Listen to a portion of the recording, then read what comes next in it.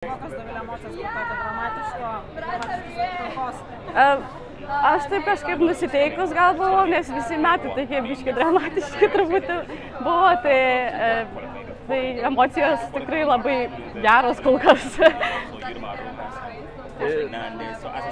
Su kokiom emocijom apskritai pradėjai varžybas, nes tas pirmasis šuolis toks aštrus, drąsus buvo, tokia ir buvo taktika eiti pirmojų bandymų drąsiai ir tada jau žiūrėti, kokie rezultatai ir kaip viskas klostysis vėliau.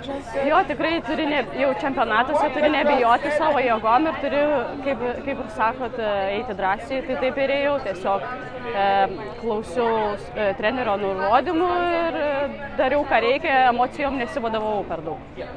Kokios emocijos yra galvoje prieš tą dulkės?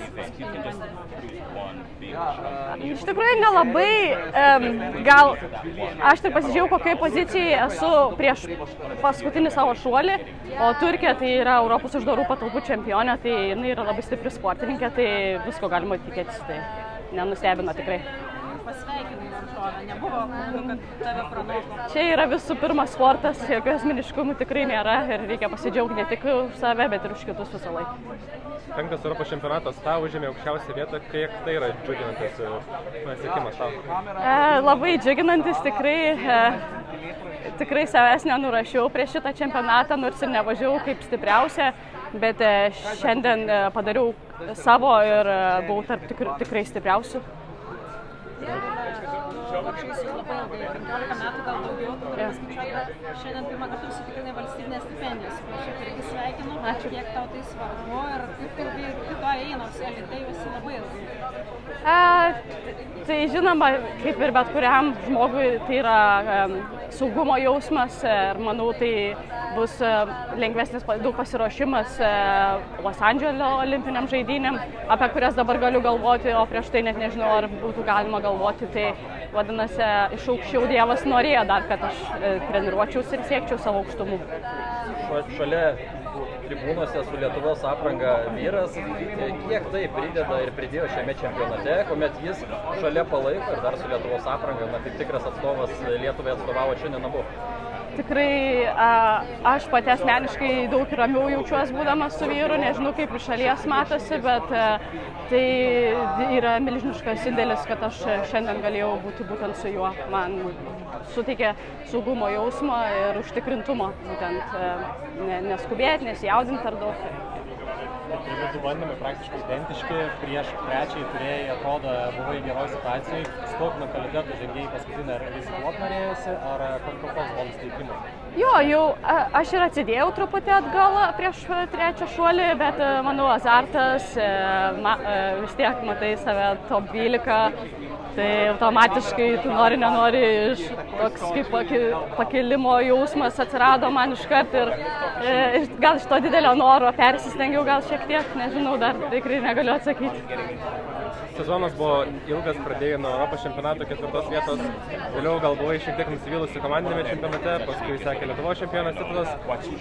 Kaip tas minčių srautas, požiūris tavo keitėsi ir kaip dabar galėtum vertinti šios metus?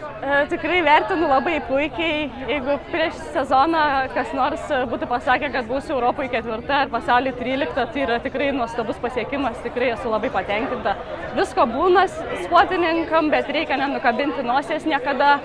Būna geriau pasiseka, būna blogiau, bet jeigu eini į priekį, pasiseks kažkada, kaip ir man. Vis tiek šausdavo valanda, gal ir bus kada finale. Pirmas pasaulio čempionatas nuo 2017, kuriame viena trišuolė iš Lietuvos, ar kažkiek keista, ar kažkas kitaip, kai kiekviena esi be kitos Lietuvos? Ne keista ir nežinau. Tai va. 5. Europos čempionatas, užsiminėjai apie vyrų svarbą buvimą čia, bet tavo visos karjeros metu labai svarbus žmogus yra Janina Tribienė, tavo trenerė iš Šiaulių. Kokią duoklę galbūt jai būtų galima duoti ir kažkokią žinutę skirti, žodžius pasakyti, nes be jos turbūt ir tavęs čia nebūtų? Tikrai nebūtų, be amžinatilsio Tribės ir Tribienės, mano pirmųjų trenerių. Tai yra man tas pats, kas mano antri tėvai. Janina, linkėjimai! Tai va. Ačiū jums, trenerė, taip pat. Kokį dabar, kaip tai pakeis apskritai prisiminimą apie šitą stadioną, apie šitas pasirodymus, kuris turbūt galima sakyti pozityvus buvo? Tikrai patys geriausi, gal dar tokie kaip 2021 neišėjo patekti man į Tokijo olimpinės žaidynės, tai čia toksai gal dvigubas buvo noras gerai pasirodyti būtent šitam olimpinėme Tokijo stadione. Tai tikrai daug motyvacijos ir dabar turėsiu pačius geriausius atsiminimus iš Tokijo. Finalas, Rokas sugrįžo po traumos, ar jį pagrindinė favoritė finale, ar visgi kova bus labai įdomi ir nepaisant to, kad olimpinė čempionė yra, kubietės gali visgi laimėti?